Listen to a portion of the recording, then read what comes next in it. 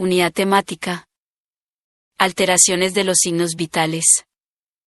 Los signos vitales son medidas que se realizan para valorar las funciones corporales básicas de órganos internos, que constituyen indicadores de salud y vitalidad. Expresan los cambios funcionales que se presentan en el organismo.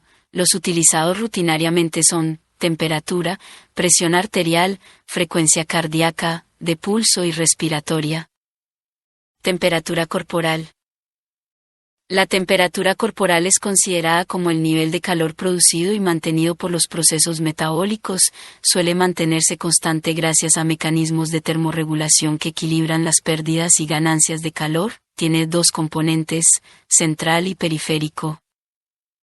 A. Temperatura central, es la del núcleo central del cuerpo, cerebro, grandes vasos, vísceras, músculo profundo y sangre. Traduce el grado de perfusión sanguínea de las vísceras, por lo tanto, no influenciable por la temperatura ambiente, salvo temperaturas extremas, y que se registra por catéteres especiales en el esófago o en aurícula derecha.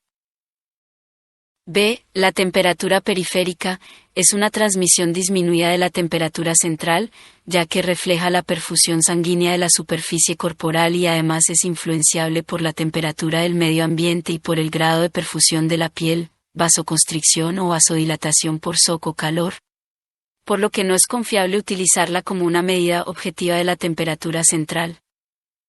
La temperatura normal del cuerpo humano refleja el equilibrio entre dos procesos opuestos. La producción de energía en forma de calor por los tejidos vivos, llamada termogénesis. La pérdida de esta al medio ambiente a través de la emisión de rayos infrarrojos y la transferencia de energía desde la piel y los pulmones. La regulación de la temperatura comprende las complejas interacciones de respuestas autonómicas, endocrinas y dirigidas por neuronas termosensibles ubicadas en la región preóptica, el hipotálamo anterior y las estructuras adyacentes que reciben información de la sangre que perfunde el hipotálamo, receptores térmicos cutáneos, de los ubicados en grandes vasos, vísceras y médula espinal. Cuando aumenta la temperatura interna, el hipotálamo activa fibras eferentes del sistema nervioso autónomo que aumentan la pérdida de calor al producir vasodilatación cutánea y aumento de la sudoración. Si hay descenso de la temperatura, se disminuye la pérdida de calor mediante la vasoconstricción cutánea y disminución de la producción de sudor y puede aumentar la producción de calor, aumentando la actividad muscular, escalofríos. Cuando esta regulación se pierde por razón externa, temperaturas bajas en extremo, o interna, infección que produce aumento de citocinas, la producción de calor en el cuerpo es mayor que su pérdida, el calor se acumula en él y su temperatura aumenta, o por el contrario, cuando la pérdida de calor es mayor, la temperatura corporal disminuye. La temperatura corporal promedio en adultos sanos, medida en la cavidad bucal, comprende márgenes amplios en vista de que hay diversidad de valores publicados según el autor y la bibliografía consultada. Sin embargo, tomaremos como rangos de normalidad una temperatura oral de 34.7 hasta 37.4 grados C, habiendo encontrado que la mayoría de pacientes sanos se encuentra con valores de temperatura oral de 36.4 a 37.4 grados C. Existen diferencias en los valores de acuerdo al lugar que se use para la medición. La temperatura rectal es 0.3 grados C superior a la obtenida en el mismo momento en la cavidad oral, y la oral a su vez excede en 6 grados C a la registrada simultáneamente en la axila. Alteraciones de la temperatura. Hipotermia. Se define como una temperatura rectal inferior a 35 grados. Cuando disminuye la temperatura corporal, aumenta la producción de calor por escalofríos y se reduce su pérdida al disminuir su flujo sanguíneo cutáneo, y a medida que se desarrolla la hipotermia se compromete la perfusión a otros órganos hasta llegar a la disminución del flujo sanguíneo cerebral. La disminución resultante en la disponibilidad de nutrientes se compensa por una reducción del metabolismo cerebral. Esta disminución de las exigencias metabólicas permite la reanimación de los pacientes. Los síntomas y signos que se pueden presentar son: piel pálida y fría, temblor incontrolable, aunque con temperaturas corporales extremadamente bajas el temblor puede cesar, debilidad y pérdida de coordinación, confusión, somnolencia, disminución del ritmo respiratorio, bradipnea, y de la frecuencia cardíaca, bradicardia. Entre las personas con mayores probabilidades de experimentar hipotermia se incluye aquellas con las siguientes condiciones: edades extremas, niños y ancianos. Enfermedades crónicas, especialmente cardiovasculares, desnutrición, ebriedad. Las causas más comunes son ambientales, permanecer en ambientes fríos extremos sin la protección adecuada. Patológicas, hipoglicemia, uremia, insuficiencia hepática y tumores cerebrales. Febrícula.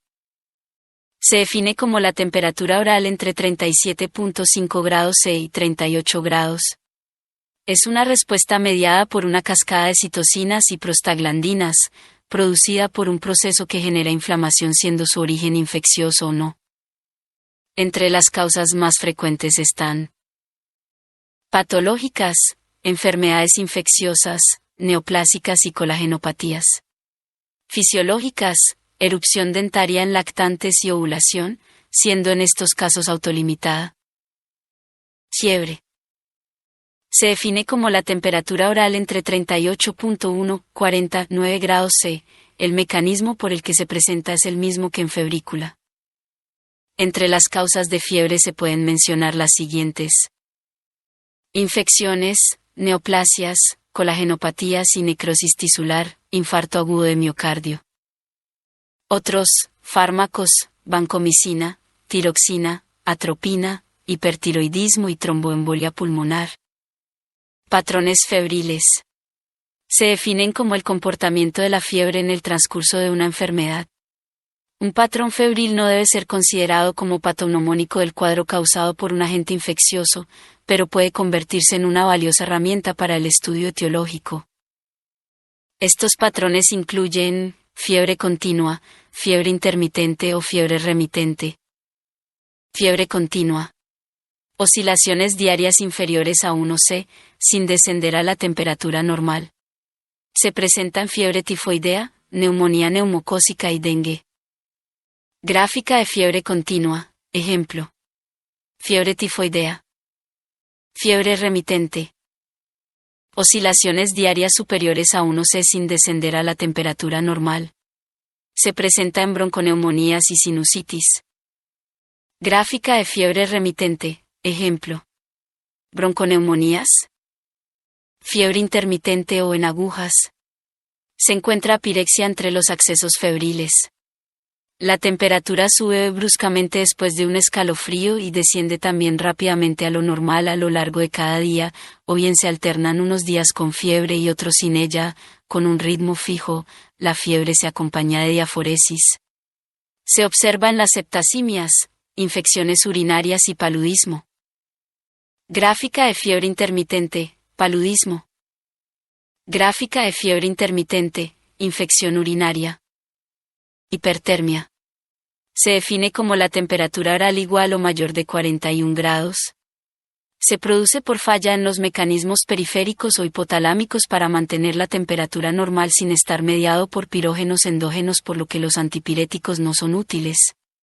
Se produce por producción excesiva de calor, ejemplo, ejercicio físico exhaustivo, anestésicos halogenados y tirotoxicosis, síndrome caracterizado por niveles excesivos de hormonas tiroideas circulantes en plasma sanguíneo. Disminución de la disipación de calor, ejemplo, golpe de calor, trastorno grave en donde un organismo en homeostasis térmica no alcanza a disipar más calor del que genera o absorbe superando los 40 grados, afectando el sistema nervioso central. Pérdida de la regulación central, daño del centro del hipotálamo regulador, característico en traumas, hemorragias y tumores. En la hipertermia se observa taquipnea, taquicardia, deshidratación por pérdidas insensibles y eritema de la piel. Frecuencia cardíaca y del pulso. La frecuencia cardíaca normal se basa en la descarga fisiológica del nodo sinusal. El pulso arterial es considerado como la expansión y contracción repetida e irregular de una arteria, producida por las ondas de presión provocadas por la eyección de sangre del ventrículo izquierdo durante la sístole cardíaca. Sus características dependen del volumen sistólico, de la velocidad de eyección sanguínea, de la elasticidad y capacidad del árbol arterial y de la onda de presión que resulta del flujo sanguíneo anterógrado. El rango normal de frecuencia de pulso y frecuencia cardíaca es el mismo valor para ambos, siendo este de 60 a 100 por minuto en el adulto. Alteraciones de la frecuencia cardíaca. Taquicardia, frecuencia cardíaca mayor de 100 latidos por minuto.